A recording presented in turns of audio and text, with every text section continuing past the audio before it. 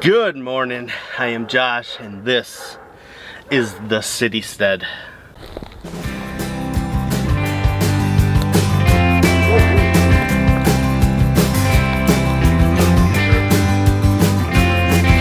We're sheltered from the sunlight in the shade beneath the tree. We hide behind the shadows like an orphaned refugee. The apple tree of knowledge shed its fruit. So this over here was the first food to forest area that we started. Grape TP. There is some currant bushes back here, a strawberry bed, and a fruit tree. A little jujube tree. There's also another cherry tree in the back, and then of course there's lots of black raspberries that grow wild in this area. Some mayapple forest floor type plants. That one needs a little bit of work. Needs another layer of wood chips over top of it. But today we're gonna start the next food forest area. So the ideal is all this space for me, actually from you guys, all the way back to the garden. I want to turn it into a perennial type food forest area. I'm gonna wood chip this whole area. We're gonna plant some small dwarf fruit trees, and we're gonna do some perennial greens and different things that can grow in our perennial garden, and we're just mixing annuals as we have space needed. So the first step of doing all this is actually going to be wood chipping and covering this ground like a forest floor.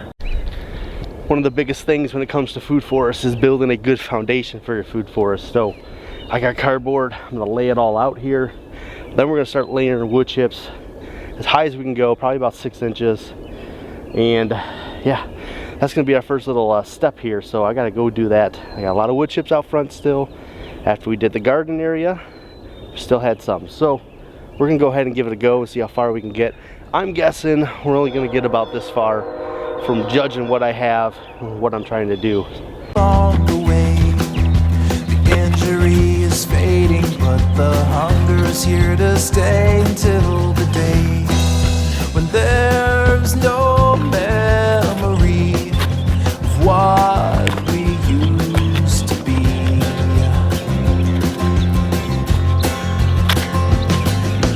Golden sunrise, burn your eyes, fill your dark skies, made you blind. Oh,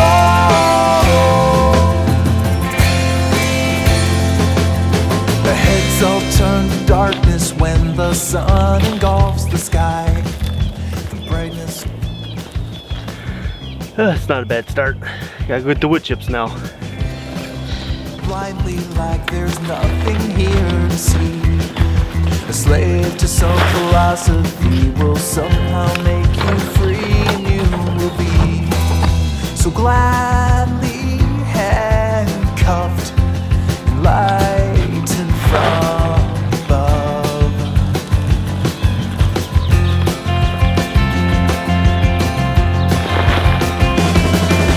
Golden sunrise, burn your eyes, fill your dark skies, made you blind. Oh,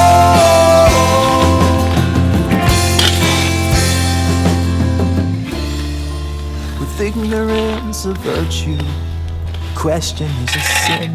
Is there no remedy for the state that we are in? Well, that was what it seemed like about 150 wheelbarrows, but it's all gone. Last one going back now. And I didn't get the food forest finished. So, might be getting another load.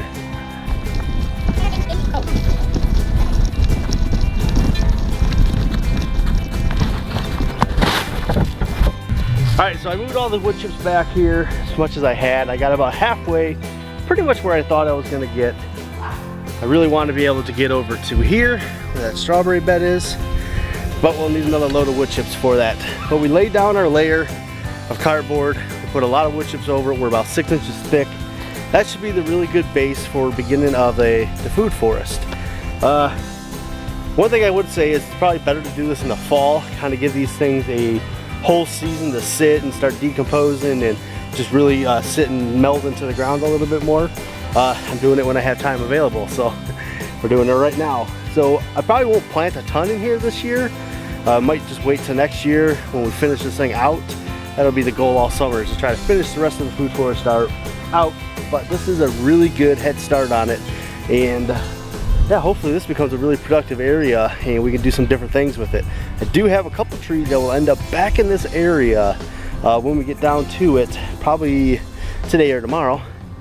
But that'll be the beginning. We got a few fruit trees we're gonna put here. I might have a couple berry bushes that I can transplant to over here, and we'll kind of get a good start on it. And then we're gonna find out some good perennials that we can put in there to help grow just a really easy, no touch type of area that grows produces a lot of food for us. All right, well, that was the beginning of that food forest area that we're gonna do. We kind of do a couple other little food forest areas, so I'm not doing like one giant food forest. What I'm doing is kind of breaking it up into little areas that I can use readily, because I'm trying to build it slowly. I don't have the funds. Wood chips are a lot of money unless you can get them for free. So that's my first load I've ever gotten for free. So I haven't really had a chance to get like a major amount of wood chips laid down all at once. So that's gonna be the biggest area we start. We got a couple other little smaller areas that we've already been working on. And the ideal for me is to build like little patches of food forest, not just like one giant food forest. Kind of spread it out a little bit throughout the yard, just to break it up a little bit, make the yard a little bit different and use different areas of it differently. So, exhausted. That was a lot of wood chips to move this morning. But that's day one. The food forest is on its way. I will keep you updated. I will do when we plant trees in there, and if I get another load of wood chips, we will finish it out, and I'll take you along for that too. So that's all I got today, though. Remember, be bold and grow bold, and as always, we'll see you guys in that very next video.